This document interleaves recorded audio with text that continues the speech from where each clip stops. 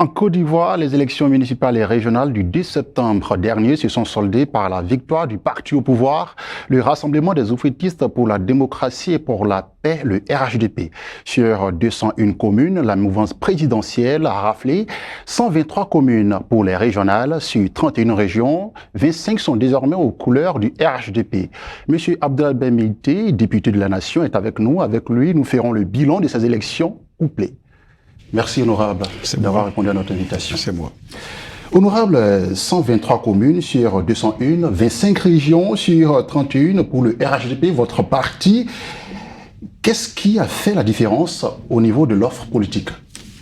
Je vous remercie, mais j'avoue que, avant de répondre à votre question, permettez-moi de m'acquitter d'une obligation. Vous savez que je suis sur une chaîne qui est beaucoup suivie au Maroc. Et vous êtes sans ignorer la tragédie qui frappe effectivement ce peuple frère. Je voudrais donc m'associer à toutes ces âmes, toutes ces bonnes personnes qui ont une pensée pieuse pour cette belle ville de Marrakech et au-delà pour ce beau pays qui est le Maroc. Je voudrais aussi saluer leur résilience, saluer la dignité avec laquelle effectivement cette tragédie est accueillie et le combat mené pour retrouver effectivement les survivants et prendre en charge les blessés, mais dans la dignité. Parce que le Maroc a fait la preuve encore qu'il reste un pays qui est attaché à des valeurs, la solidarité agissante à laquelle j'assiste depuis un moment, mais aussi et surtout l'exercice de leur souveraineté. Moi, j'ai été vraiment touché par ça. Ceci étant relativement à la Côte d'Ivoire, ce qu'il faut savoir, c'est qu'on vous l'a dit depuis un très bon moment, depuis l'avènement de ce grand parti qui est le Rassemblement des oufettistes pour la démocratie et pour la paix, le président de la République n'a cessé de nous dire qu'il est en train de créer un véritable instrument de combat, de gestion du pouvoir, mais aussi une école de formation politique. Et je pense qu'aujourd'hui, nous sommes en train de récolter les fruits de ce grand travail qui était fait. Mais pourquoi 123 communes pour le moment? Pour le moment, parce que nous sommes encore à l'heure pour certains, il y a pour l'heure effectivement, voilà, nous sommes dans le cadre des contentieux, les résultats qui sont donnés, c'est des résultats définitifs, mais contre lesquels effectivement il y a des voies de recours qui ont été exercées, notamment par rapport à certaines communes, aussi bien par des candidats issus de notre parti, dans le cadre effectivement de ce recours, aussi bien par leurs adversaires.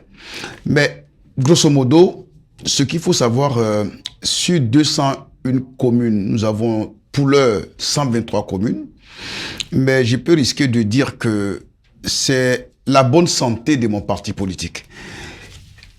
Ce qui a été fait en Côte d'Ivoire est extraordinaire. Le président de la République et le président de mon parti, lui-même, je puis dire que son action représente pratiquement 80% de raisons. Des raisons pour lesquelles notre parti devrait être voté, du moins à travers ses candidats. Mais ce qu'il faut savoir aussi, c'est que nous portons l'espoir véritable de la Côte d'Ivoire. Nous avons une offre politique qui se traduit par la définition même du sigle RHDP. Nous sommes un parti de rassemblement et nous sommes un parti oufetiste.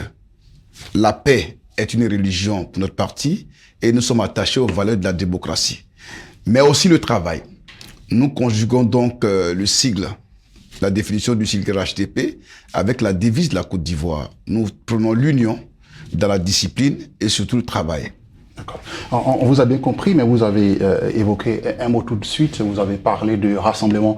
Et justement, au niveau des élections municipales et régionales, on a remarqué que les candidats indépendants arrivent en deuxième position avec plus de 42 communes gagnées. Et ils sont pour la plupart dissidents de votre parti. Alors, la base s'est exprimée. Alors, échec de casting ou pas? Alors, parlant de dissidence, je pense que le mot n'est pas approprié.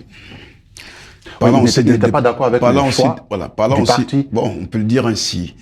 Parlons aussi d'indépendants. Le terme aussi me paraît encore moins approprié. Bon, vu qu'ils ne sont pas allés sous la bannière du parti. Vous savez, c'est un mot qui est galvaudé. C'est qui un candidat indépendant? Le candidat indépendant, par principe, c'est une personne ou une personnalité qui n'est affiliée à aucun parti politique, qui est peut-être membre de la société civile, qui vient effectivement concourir, solliciter les voix, n'est-ce pas, des électeurs. Mais à l'espèce, ce sont des militants de notre parti, pour la plupart. Des militants de notre parti, mais qui ont choisi de s'inscrire dans une dynamique d'indiscipline. Indiscipline en relation avec le choix du parti. Et ce que les gens doivent comprendre, c'est que quand vous appartenez à un parti politique, à un groupe politique, la première règle, c'est la discipline. Quand vous dites adhérer à un parti politique, ce qu'il faut savoir, c'est que vous avez accepté les textes de ce parti. Mais vous parlez de discipline alors que la base, elle dit qu'elle n'a pas été assez écoutée. Et donc c'est une sanction, en quelque sorte. Vous savez, dans tout choix, il y a une part d'arbitraire. Un parti politique peut estimer qu'une personne X est qualifiée pour porter ses espoirs et pour la mission qui est donc conquise. Vous pouvez être le plus aimé du moins dans la circonscription. Vous êtes la personne adulée, aimée. Mais la discipline voudrait justement que, en raison de votre popularité, que vous puissiez prêter votre popularité au parti, de sorte à faire élire la personne à qui le parti entend confier la mission. C'est ce que beaucoup ne comprennent pas. La base n'a pas toujours la bonne lecture de la situation. Et il nous appartient à nous cadres de les éduquer, de leur expliquer et non de les manipuler. D'accord. Et justement, quelles sont leurs réserves, vu que le secrétaire exécutif, on le sait, avait mis en garde ses candidats indépendants et même leur demandant de se soumettre au choix du parti. Aujourd'hui, ils seront réintroduits. Est-ce que vous savez que le RHDP a été parti organisé.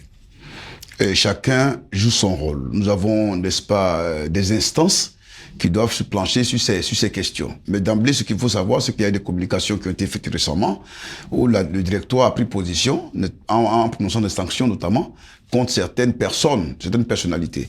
Mais les sanctions vont continuer. Mais quel sera le contenu de ces sanctions? Mais je ne suis pas la personne qualifiée pour les dire.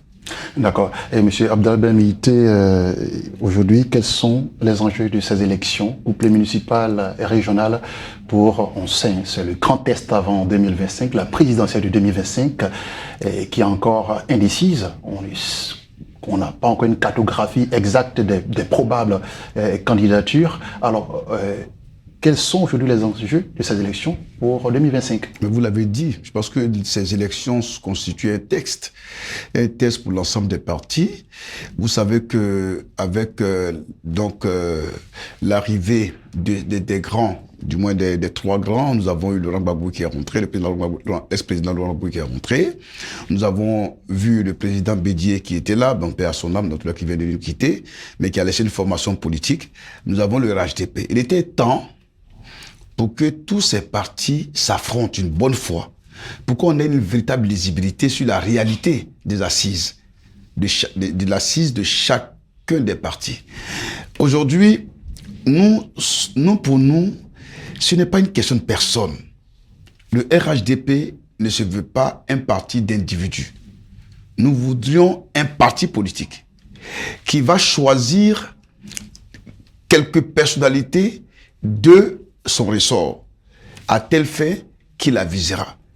Relativement aux élections présidentielles à venir, une fois que la machine est huilée, si le parti décide de planter tel ou tel candidat, la machine doit être à même de répondre favorablement à ses choix. C'est ce qui est important.